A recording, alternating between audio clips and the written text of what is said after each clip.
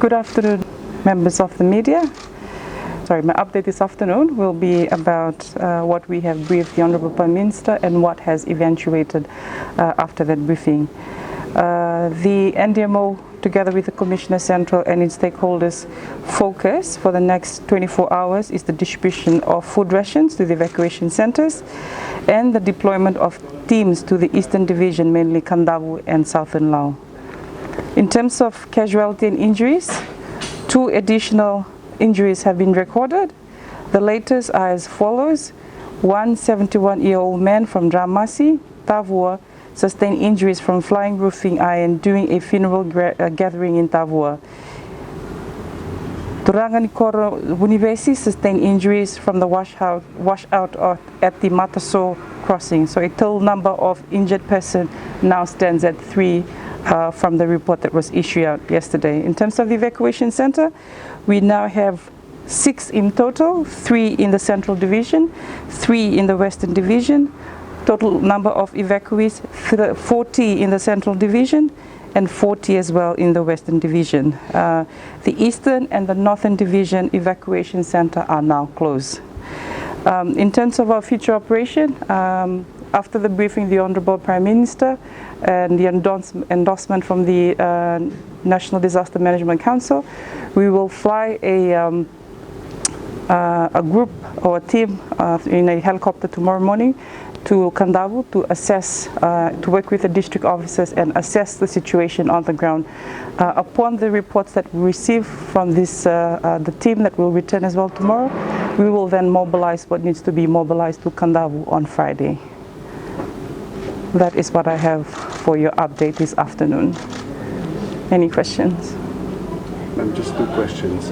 How much has NDMO allocated towards, in terms of funds, allocated to this exercise? We're currently still evaluating the cost incurred. We're working with our district officers in regards to what is needed.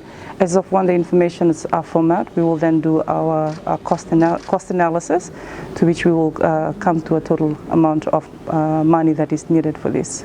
And the logistics and the manpower that has been put in place for this exercise as well? We've been getting a very good support from our first responders. The Fiji military forces, the police force, fire authority, they've all been part of our future ops or planning forward team that is operating currently behind me. We're putting together a team. We're looking at one from the Agriculture Office, one from the Agriculture Ministry, one from the Rural Housing, and 2 from NDMO, who will collect the information.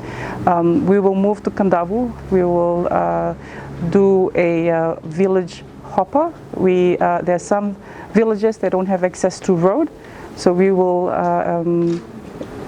will pick up officers and then we will drop them up in these villages using helicopter to ascertain the damage and also collect the information before we mobilize the finance component as well as the relief component. Ma'am, in terms of the survey, when can we get the information about the damages? Like I said, the first team that's going in tomorrow is going to work with the district officers that are already doing the work as we speak. Once they return, we will have a better understanding tomorrow by most probably after 3, when the team should be arriving. We will collate the information that is received from the team that returns tomorrow and have a better understanding of the assistance needed for Kadavu. As for the law group, we are currently waiting for our district officers in the law group to come back to us regarding the damage incurred in the law group. Once the information is received, we will start planning our way forward as well for the law group. How has been the National Operations Center so far after the opening?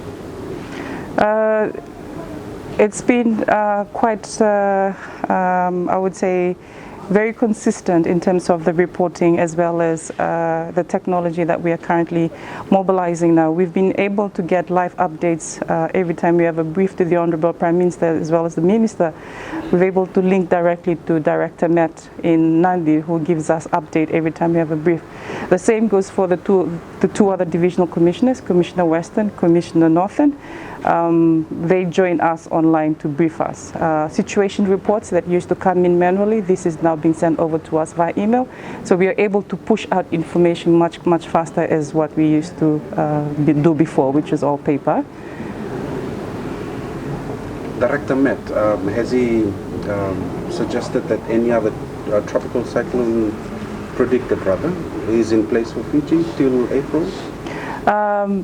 Not until April. The information or the brief that he gave us this afternoon is we are cleared, Fiji is cleared for the next 1 week or so, but you can't really predict the weather. As of when things evolve or when they pick it up, they will inform the nation. But for the next 1 week, according to the machines they have, and as well as his brief to us this afternoon, Fiji should be okay for the next 1 week.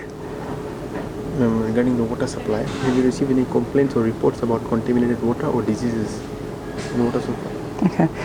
With regards to water supply to the islands, or are we referring to Viti level? In general. Okay. At the moment, we are still focusing on our evacuation center. We still have not received any report yet in regards to complaints on water supply. I believe that is, if raised, it's raised to the relevant authority. But if it's raised to us, we will also refer the information to the relevant authority to fix the problem. I'll give you one example.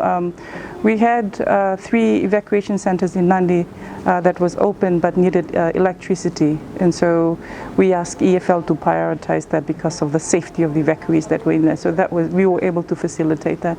And like I said, we are just the coordinating agency. As of when information I receive about other agencies or stakeholders, we refer the information across to them.